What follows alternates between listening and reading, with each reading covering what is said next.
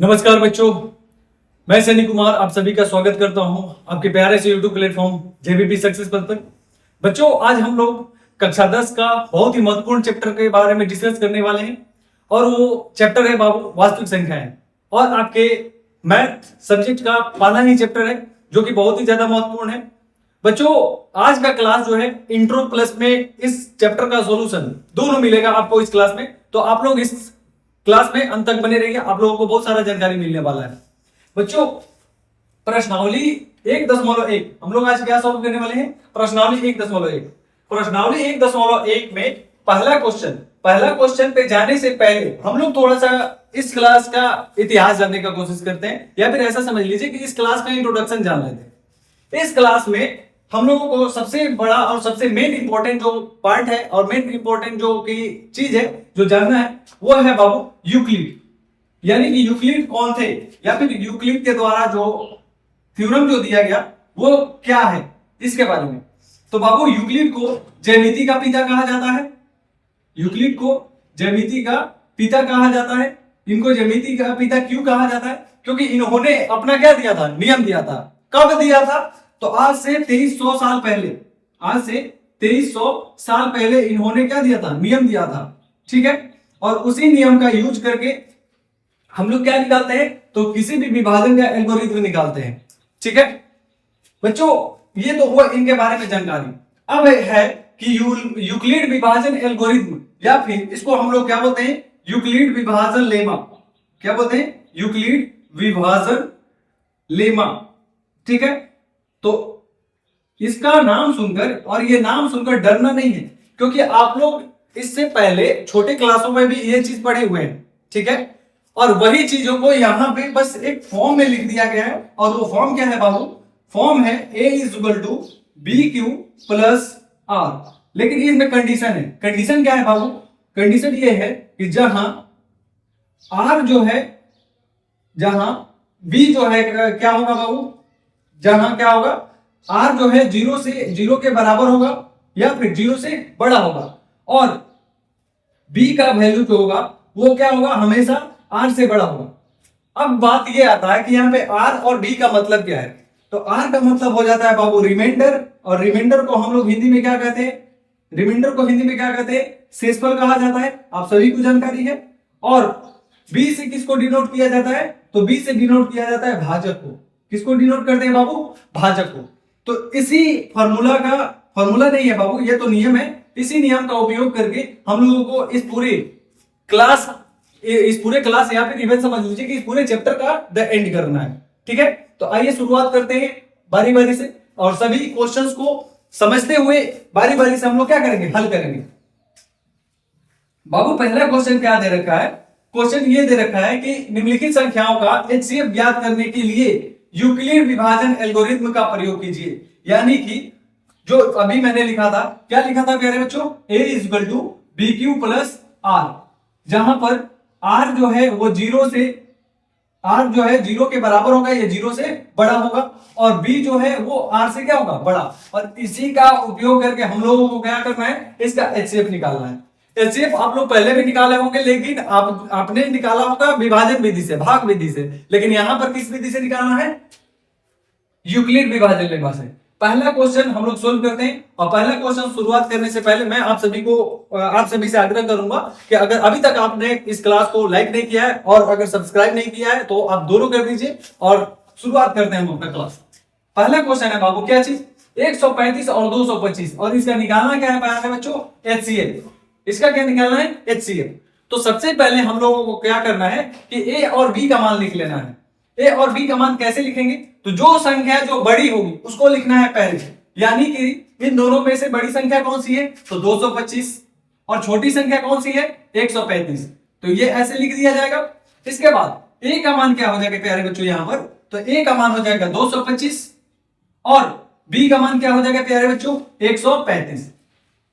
अब क्या करना है कि इस फॉर्म पे इसको सजाना है। यानी A का मान क्या हो जाएगा बच्चों?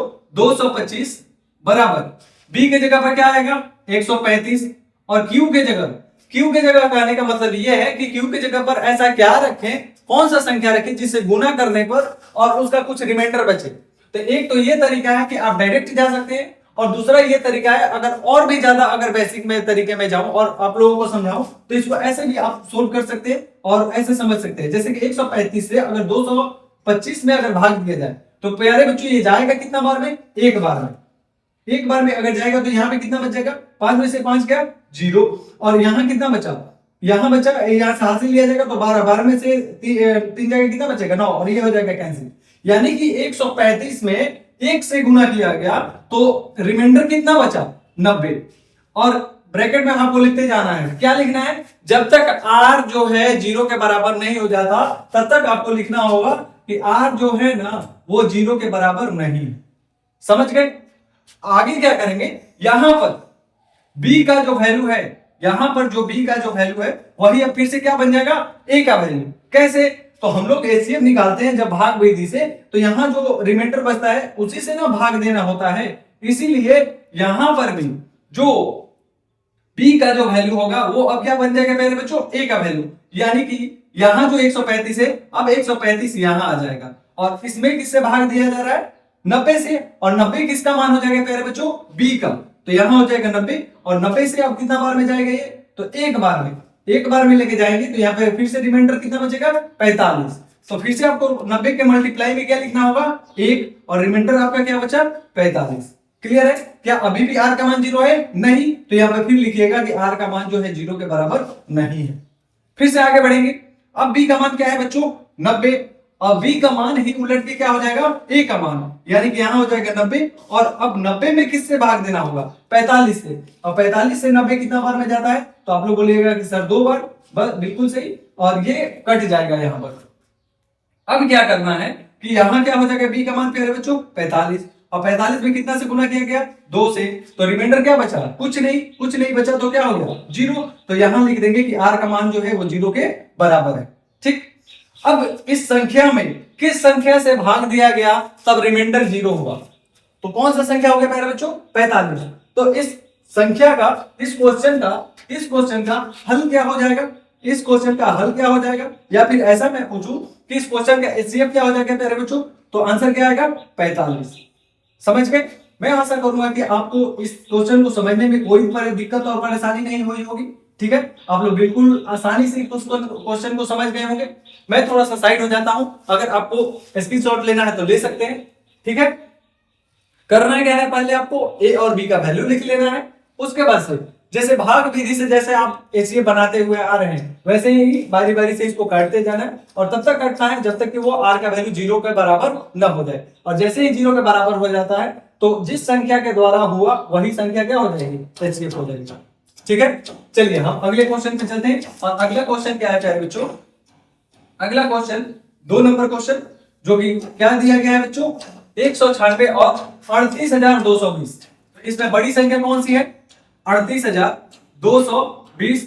ये किसका वैल्यू हो जाएगा? a का। और छोटा वैल्यू कौन सा है बाबू? 196। यहाँ क्या हो जाएगा? 196। हमको किस फॉर्म में लिखना है? a is equal to b into q plus r। ठीक है? तो a का मान यहाँ पे रखेंगे यानी 38,220 बराबर b का वैल्यू क्या हो जाएगा मेरे बच्चों? 196। अब 196 में किस संख्या से गुना करेंगे कि इससे ये कटेगा या फिर रिमाइंडर कुछ बचेगा? तो इसको करने के लिए एक तो आपको पहाड़ा याद होना चाहिए। अगर नहीं याद है तो आपको भाग देने आना चाहिए। भाग तो आप सभी को देने आ जाता होगा क्योंकि भाग हम लोग बहुत पहले ही सीख लेते हैं।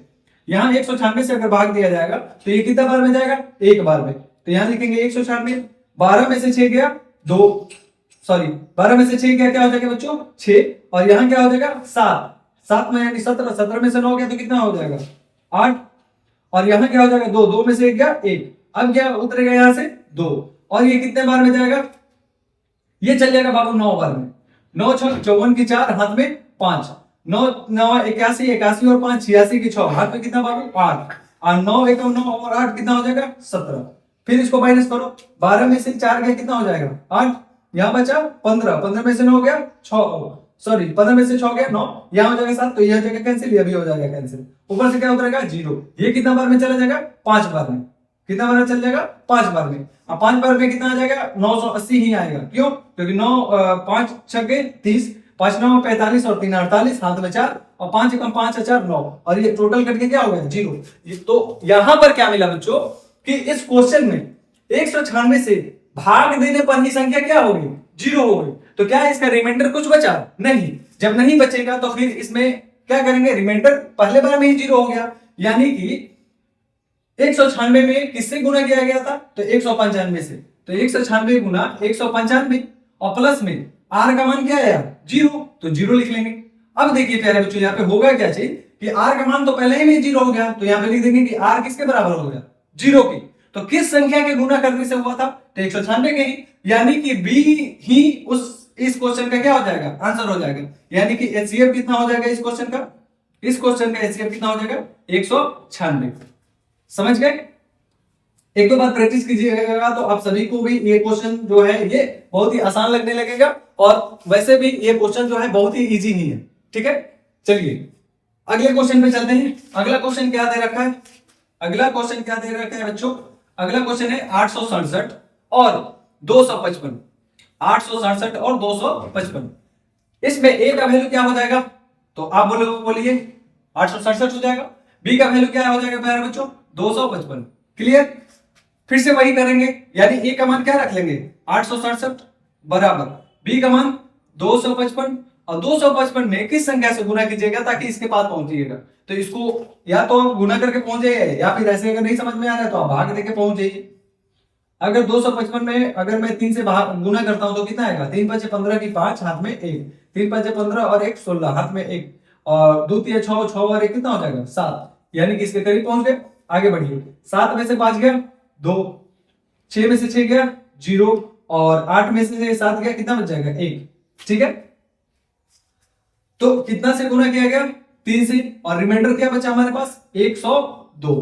कोई दिक्कत, कोई दिक्कत नहीं है। आगे बढ़िए, आगे बढ़ेंगे तो क्या हो जाएगा मेरे बच्चों, अब बी का मान जो है वो क्या बन जाएगा, ए का मान। बी का मान ही क्या बनेगा, ए का मान, यानी 255 यहां से उठ के कहां आ जाएगा, यहां पर, यानी अब 255 में भाग देना होगा। किससे भाग दे रहे हैं, 102 से, तो यहां लिखेंगे 102। 102 से कितना बार गुना किए इसमें, 102 से कितना बार गुना किए, तो ये गुना करके चेक कर लेंगे। 102 में अगर 2 से गुना करेंगे तो कितना हो जाएगा, 2 दूना 4, 0, और 2 एकम 2, घटाइए कितना आ जाएगा, 5 में से 4 गया 1, और यहां हो जाएगा 5, और ये हो जाएगा कैंसिल।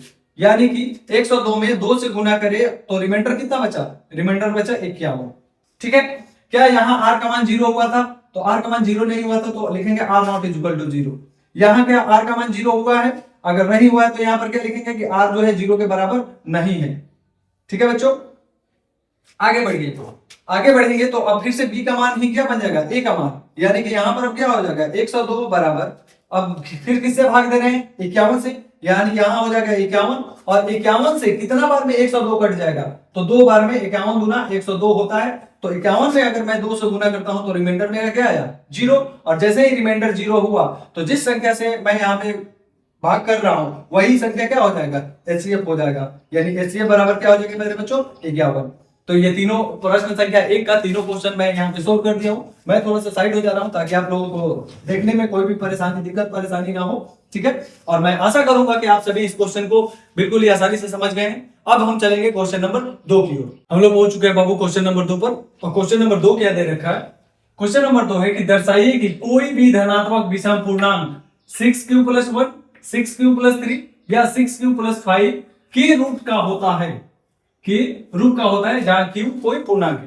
तो इस क्वेश्चन को भी हम लोग सोल्व करते हैं, और बहुत ही आसान तरीके से, और बहुत ही सिंपल में। ठीक है, हम लोग मानेंगे, क्या मान लेते हैं बाबू, कि माना कि विषम धनात्मक पूर्णांक, माना कि विषम धनात्मक पूर्णांक, क्या मान लेंगे बाबू, क्या मान लेंगे, ए। माना कि विषम धनात्मक पूर्णांक ए है,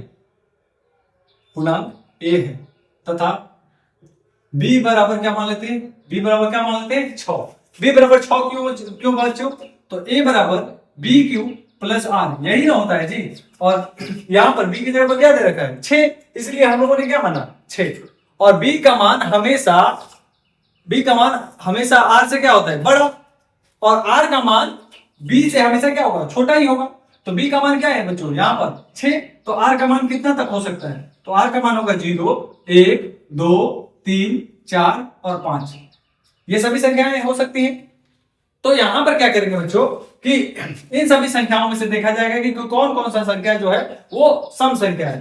तो यहां पर हम लिखते हैं कि यदि 0 2 4 संख्याएं 0 2 4 संख्याएं यदि r के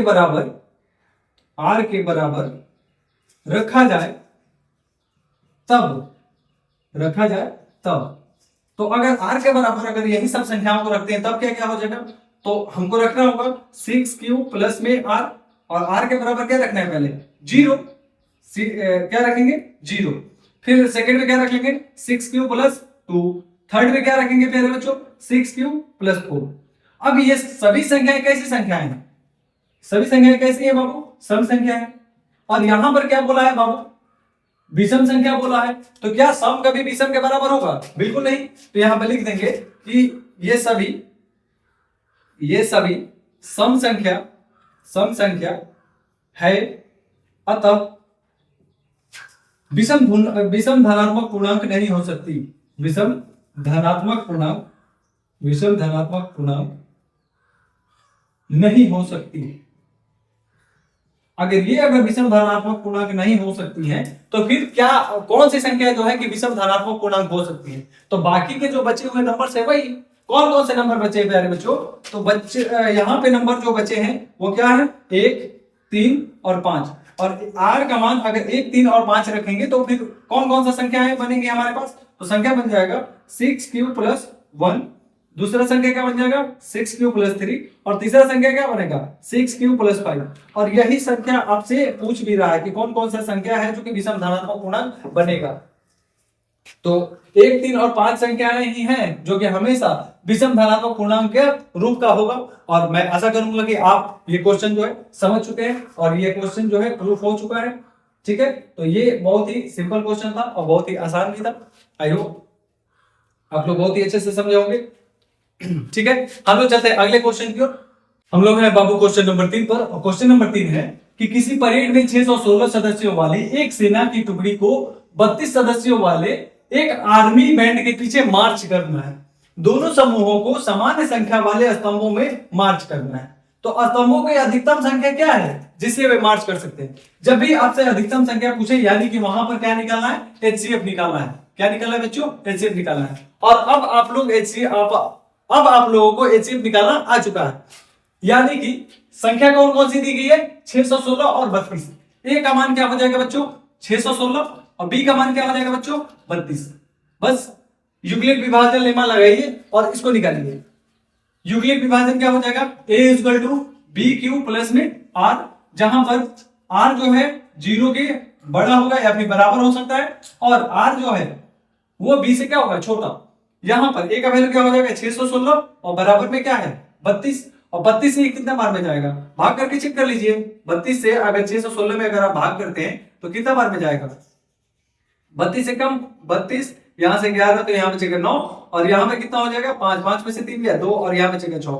32 में अगर आप 8 से अगर गुना करते हैं तो कितना आ जाएगा 8 दूना 16 के 6 हाथ में 1 और 8 3 के 24 और 1 25 यानी कि 0 4 और ये कैंसिल। यानी कि 32 में 18 से गुना करना पड़ा। 32 में 18 से गुना करना पड़ा तो रिमाइंडर क्या बचा मेरे पास 40। और ये क्या 0 के बराबर है तो नहीं है तो नहीं लिखेंगे। आगे बढ़ेंगे। आगे अब क्या बचा बच्चों हमारे पास 40। क्या ये 40 एक मिनट यहाँ पे एक दिक्कत है क्या चीज बाबू। यहाँ पे 40 रिमाइंडर कभी भी बी का मान जो है वो रिमाइंडर से बी का मान जो है रिमाइंडर से छोटा नहीं हो सकता। यानी कि इसको एक बार और लेके जाएंगे तो यहाँ पे क्या बचेगा बाबू 32। और 32 जैसे ही आएगा यहाँ पर तो फिर यहाँ पर बच क्या जाएगा हमारे पास 8। यानी कि यहाँ पर 18 की जगह पर क्या होना चाहिए 181 और प्लस में कितना होना चाहिए प्लस में हो जाएगा प्यारे बच्चों कितना 8। ठीक है, आगे अगर बढ़ेंगे तो आगे कितना फिर आया आगे यहाँ पर किससे भाग देना होगा 8 से और किसमें 32 में 8 से कितना बार में चलेगा 4 बार में और रिमाइंडर क्या बचेगा कुछ नहीं बचा तो क्या बचा 0 और ये r का मान किसके बराबर हो जाएगा 0 के। तो इस क्वेश्चन का HCF क्या हो जाएगा r। यानी कि अधिकतम संख्या स्तंभों की अधिकतम संख्या कितनी होगी 8 ही होगी। स्तंभों की अधिकतम संख्या क्या होगी 8। इसको एक बार आप लोग फिर से बनाइएगा, ये बहुत ही आसान है, बन जाएगा। यहाँ पे भाग देने में थोड़ा हो गया था वैसा, बाकी कोई दिक्कत नहीं है। इसको भाग दीजिएगा, बाकी सारा आंसर क्या हो जाएगा, सही। ठीक है, हम लोग चलते हैं अगले क्वेश्चन पर। हम लोग पहुंच चुके हैं बच्चों क्वेश्चन नंबर 4 पर, और जैसे हम लोगों ने क्वेश्चन नंबर 3 कंप्लीट किया था बिल्कुल आसान भाषा में, वैसे ही हम लोग क्वेश्चन नंबर 4 को भी हल कर ले रहे हैं। क्वेश्चन नंबर 4 क्या है बाबू? क्वेश्चन नंबर 4 दे रखा है कि यूक्लिड विभाजन प्रमेयिका का प्रयोग करके दिखाइए कि किसी धनात्मक पूर्णांक का वर्ग किसी पूर्णांक m के लिए 3m या 3m प्लस 1 के रूप का होता है। ये आपको प्रूफ करना है। अगर ये प्रूफ करना है तो फिर आपको क्या करना पड़ेगा, इसको पहले मानना होगा और इसको किस रूप में लिखना होगा, यूक्लिड विभाजन प्रमेयिका के रूप में। और मैं अगर आपसे पूछूं कि यूक्लिड विभाजन प्रमेयिका होता क्या है बाबू, तो ये होता है a बराबर bq प्लस r, और इसी फॉर्म में लिखे इसको भी क्या करना है, हल करना है। ठीक है, तो बिना समय गवाए हम लोग इसको भी हल करते हैं। यहाँ पे लिखेंगे क्या चीज बाबू, हमेशा की तरह क्या लिखेंगे, हल। मानेंगे, क्या मानेंगे कि माना कि धनात्मक पूर्णांक संख्या बराबर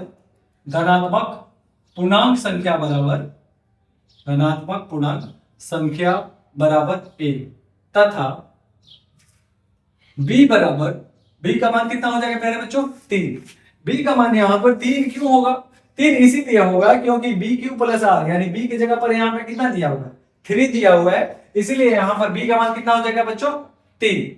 और अगर बी का मान अगर 3 हुआ तो आर का मान क्या होगा, बी से हमेशा छोटा होता है। तो बी से छोटा कौन कौन सा अंक हो सकता है बाबू, तो आर का मान हो सकता है 0, 1 और 2। यही 3 संख्याएं हो सकती हैं आर का मान।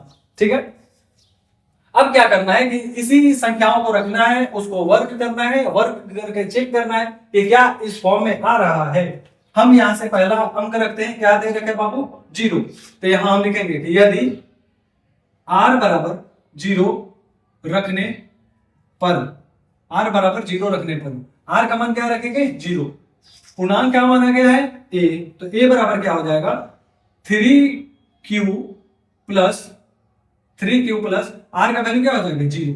अब जरा बताइए कि 3q में अगर 0 जोड़ेंगे तो हमारे पास मिलेगा क्या चीज, 3q ही मिलेगा। और इस क्वेश्चन में क्या बोला है बच्चों, वर्ग करना है। क्या करना है, वर्ग करना है। तो अब यहां पे लिखेंगे कि दोनों तरफ वर्ग करने पर दोनों तरफ अगर वर्ग किया जाएगा तब क्या हो जाएगा, यहां हो जाएगा a स्क्वायर बराबर, यहां पर क्या हो जाएगा बच्चों, 3q का स्क्वायर। इसको हल करेंगे तो क्या हो जाएगा, a स्क्वायर बराबर, यहां पर क्या होगा, 3 इंटू 3q का स्क्वायर होगा, बिल्कुल होगा। अब हम लोग क्या करेंगे कि यहां से ये जो 3q स्क्वायर है ना, इसी को हम लोग क्या मान लेंगे, m मान लेंगे। ठीक है, और जैसे ही हम लोग 3q स्क्वायर को हम लोगों ने m माना, तो जैसे ही हम लोग 3q स्क्वायर को हम लोग m मानेंगे तो हो क्या जाएगा बच्चों, यहां पर हो जाएगा 3m। ठीक है, और ये पहला जो कि लाना था, जैसे कि यहाँ पे 3m लाना था, जो कि हम लोग ला चुके हैं। कैसे, एक बार फिर से जान लो, a स्क्वायर है तो इसको a स्क्वायर लिखना है। 3 का स्क्वायर कितना होता है, 3 3 9 होता है, और q है तो q स्क्वायर होगा। और 9 को कैसे लिख सकते हैं, 3 इंटू 3 लिख सकते हैं। और 3q स्क्वायर को हम लोगों ने क्या मान लिया, m माना, इसलिए इसके बदले हम लोगों ने क्या लिखा, m लिखा। ठीक, अगला कौन सा अंक है, अगला अंक है 1। अगला क्या है, 1। हम यहाँ पे फिर से लिखते हैं कि यदि r बराबर 1 माना तब, यदि हम कितना रखते हैं, r बराबर 1 तब क्या होगा, तब यहाँ पे हो जाएगा a बराबर 3q प्लस में r का जगह पर कितना हो जाएगा, 1।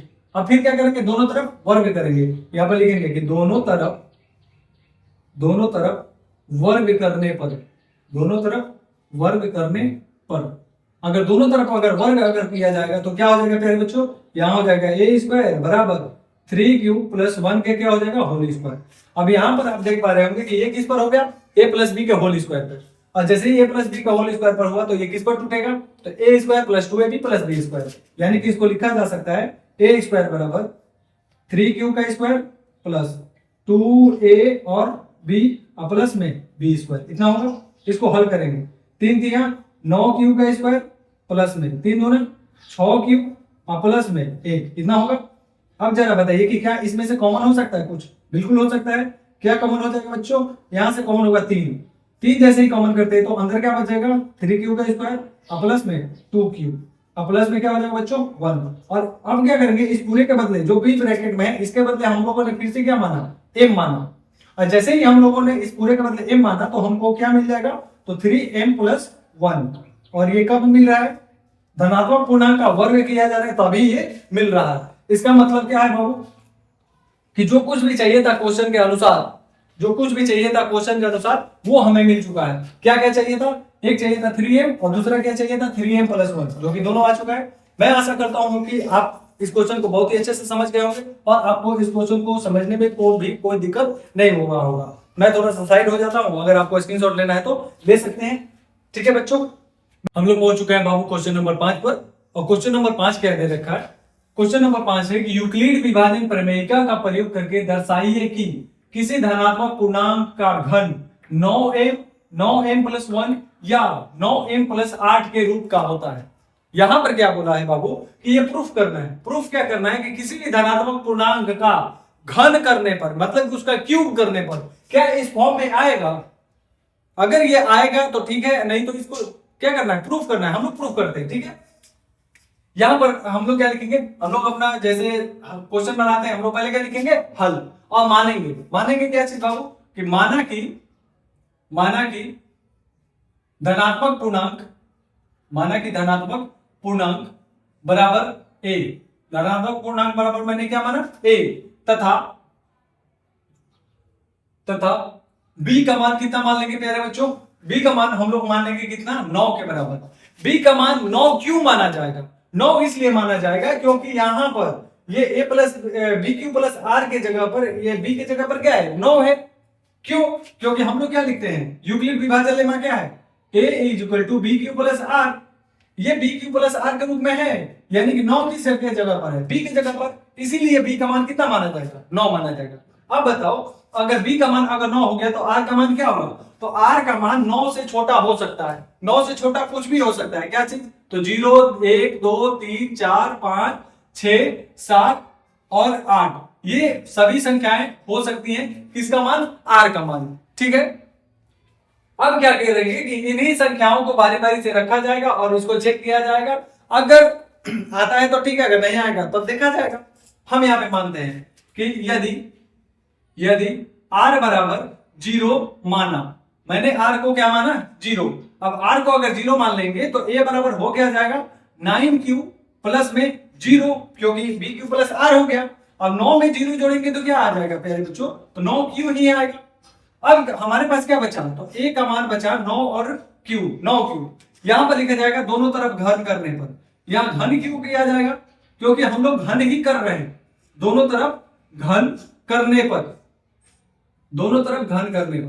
और अगर घन करते हैं तो क्या होगा, क्यूब करना होगा। यहां हो जाएगा a³ बराबर 9 और q का क्या हो जाएगा, क्यूब, ठीक है। इसको हल करेंगे क्या हो जाएगा, तो इसको लिख सकते हैं ऐसे 9 × 81 और q, क्योंकि हमको इसको 3 बार लिखना है, 9 9 81, 81 में 20 एक बार 9 से गुना करना पड़ेगा, ठीक है। मैं क्या कर रहा हूं यहां पर, इस पूरे को क्या माना मैंने, m माना, क्यों, क्योंकि m के फॉर्म में ही लाना है। अब इसके 81 q के बदले मैंने क्या माना, m, तो ये हो क्या जाएगा प्यारे बच्चों, 9m, ठीक है। ये पहला आ चुका है। दूसरा क्या रखेंगे, यहां पर फिर से रखते हैं कि यदि r बराबर 1 माना, अगर हम लोग r का मान अगर 1 रखते हैं तब क्या होगा, तब हो जाएगा a बराबर 9q + 1, इतना होगा। अब फिर क्या करेंगे, दोनों तरफ घन करने पर, जैसे ही घन अगर करेंगे तो ये हो क्या जाएगा प्यारे बच्चों, ये किस रूप का हो जाएगा, ये हो जाएगा a³ बराबर 9q + 1 का होल क्यूब, और यहां पर a + b का होल क्यूब होगा। और a + b का होल क्यूब का फॉर्मूला क्या हो जाता है बच्चों, ये होता है a³ + b³ + 3a² + 3ab², इतना होगा। इसी फॉर्म में इसको तोड़ भी देंगे। यहां पर a³ मतलब कितना बाबू, 9q का क्या हो जाएगा, क्यूब हो जाएगा, प्लस में b³ का वैल्यू कितना है, 1 है, प्लस में 3a²b, तो 3 × 9q का क्या हो जाएगा, स्क्वायर, इंटू b का वैल्यू क्या है, 1 ही है, प्लस में 3ab², यानी 3 × 9q इंटू क्या हो जाएगा, 1 का स्क्वायर। अगर इसको हम हल करते हैं तो कितना होगा, 9q का क्यूब अगर करते हैं तो 9 9 81, 81 9 कितना हो जाएगा, 729, क्यूब और क्यूब हो जाएगा यहाँ पर। आगे एक का क्यूब क्या होता है बच्चों, एक ही होता है। यहाँ पर 9 का स्क्वायर क्या होगा 81, 81 में 3 से गुना करेंगे कितना आ जाएगा प्लस का 243, और यहाँ से क्यूब का क्या हो जाएगा स्क्वायर हो जाएगा, प्लस में यहाँ पर कितना हो जाएगा 9 तिया 27 क्यूब, यहाँ हो जाएगा 27 और क्यूब, और यहाँ से हम लोग एक का क्यूब नहीं लिखे हैं तो सबसे अंतिम में इसको कितना लिखेंगे 1। अब इसी को हल कर लीजिए, यहाँ से क्या कॉमन हो जाएगा 9 कॉमन हो जाएगा, और 9 जैसे ही कॉमन होता है तो यहाँ बच क्या जाएगा 81 क्यूब का क्यूब, प्लस में यहाँ कितना हो जाएगा 9 9 एकम 9 9 दूना 18, 9 दूना 18 और 9 से 63, क्यूब का यहाँ पर कितना हो जाएगा बाबू स्क्वायर होगा, यहाँ पे क्यूब नहीं होगा, क्या होगा बच्चों स्क्वायर होगा, तो यहाँ भी स्क्वायर हो जाएगा। और 9 से ये कितना बार में जाएगा 3 बार में, 9 होती है 27 क्यूब, और इसको रख देंगे ब्रैकेट में प्लस का 1। अब क्या करेंगे बच्चों कि इस सभी के बदले मतलब कि जो भी ब्रैकेट में है इसके बदले हम लोग क्या मान लेंगे m मान लेंगे, और जैसे ही इस पूरे के बदले अगर m होगा तो हमारे पास बच क्या जाएगा 9m प्लस 1 बचेगा, और ये क्या होगा ये मान लो कि ये सेकंड नंबर का आया। पहला में क्या लाना था 9m जो कि यहाँ आया है, दूसरे में क्या लाना है 9m प्लस 1 जो कि यहाँ आ चुका है।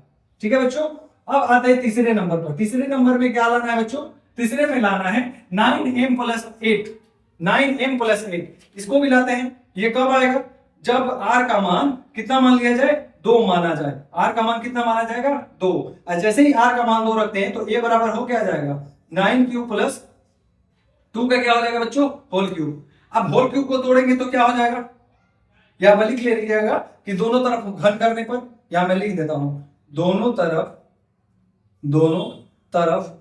घन करने पर, दोनों तरफ घन करने पर, जैसे ही घन करेंगे तो हो क्या जाएगा हमारे पास हो जाएगा a क्यूब बराबर 9 का क्यूब कितना हो जाएगा 729 का क्यूब प्लस में 3a स्क्वायर b, या फिर प्लस में b स्क्वायर भी अगर लिखते हैं तो 2 का स्क्वायर कितना हो जाएगा 2 का स्क्वायर हो जाएगा बच्चों 4, पहले हम 2 ही लिखते हैं, और प्लस में 3a स्क्वायर b, तो 3a स्क्वायर का वैल्यू कितना हो जाएगा 9 क्यूब का स्क्वायर, और b का वैल्यू कितना हो जाएगा बच्चों 2, प्लस में 3ab स्क्वायर, तो 3a का वैल्यू कितना है 9 क्यूब है और b स्क्वायर यानी 2 का स्क्वायर, इसको सोल्व कीजिए कितना हो जाएगा 729 क्यूब का क्यूब हो जाएगा, प्लस में इसको लिखते हैं पहले 9 का स्क्वायर कितना हो जाएगा 81, 81 में 6 से गुना करेंगे कितना होगा 6 कम 6 और 6 बटे 48, और यहां से हो जाएगा क्यूब का स्क्वायर, प्लस में इसको सॉल्व करते हैं 2 दूना 4, 4 दिया 12, 12 नवा 108, 108 क्यूब, और प्लस में इसको यहां से लिख देंगे 2 का स्क्वायर क्या हो जाएगा 4, इन सभी में से कॉमन क्या करना है 4 ही होगा, नहीं यहाँ पे क्यूब होगा ना, यहाँ से 2 का स्क्वायर नहीं होता है बाबू, यहाँ 2 पर क्यूब होगा, जैसे ही 2 पर क्यूब होगा तो यहाँ पर क्या हो जाएगा बच्चों 8। अब इसको क्या लिख सकते हैं हम, यहाँ से 9 अगर कॉमन होगा तो फिर क्या हो जाएगा, यहाँ हो जाएगा 81 क्यूब का क्यूब, प्लस में 9 यहाँ से कॉमन होगा तो 9 दिया 9 बचे 45, 9 बचे 45 और 9 चौके 36 क्यूब स्क्वायर। कभी भी बाबू क्या करना है कि कैलकुलेशन आपको धीरे धीरे करना है ताकि आपका गड़बड़ नहीं हो। आगे बढ़ेंगे, यहाँ से कितना हो जाएगा 12 नवा 108, और ये ब्रैकेट में रख दो और ये प्लस का लिख दो 8। अब क्या करना है, इस पूरे के बदले क्या मान लेना है m, इस पूरे के बदले क्या माना मैंने m, जैसे ही अगर मैंने इसको m माना तो मेरे पास बचा क्या चीज तो 9, और इस पूरे के बदले m है तो m लिखेंगे, और प्लस में क्या हो जाएगा 8, और ये इसको कितना माना है 3 नंबर, और यही तीनों लाना था, यानी कि अगर घन करेंगे तो किसके रूप में आना चाहिए 9m के रूप में आना चाहिए, 9m प्लस 1 के रूप में आना चाहिए, और 9m प्लस 8 के रूप में आना चाहिए, जो कि आ चुका है बच्चों। ठीक है, तो मैं आशा करूंगा कि आप ये क्वेश्चन जो है अंतिम क्वेश्चन इस अध्याय का, इसको आप लोग समझ चुके हैं और आपको इसको समझने में कोई भी परेशानी नहीं हुई होगी।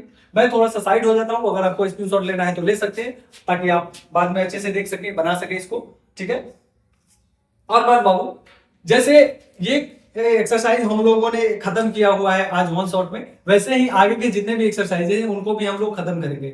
और जो जितने भी हमारे नए बच्चे हैं जो कि आज इस चैनल से जुड़े हुए हैं, आज इस क्लास से जुड़े हुए हैं, उन सभी से मैं आग्रह करूंगा इस क्लास को लाइक कर दीजिए और सब्सक्राइब कर लीजिए, ताकि आने वाले नोटिफिकेशन जो है आपके पास पहुंचता रहे और डेली का जो क्लास है आपको मिलता रहे और आपका एक भी क्लास मिस ना हो। ठीक है बच्चों, तो आज के लिए इतना ही, मिलते हैं आपसे अगले क्लास में। जय हिंद, बाय बाय।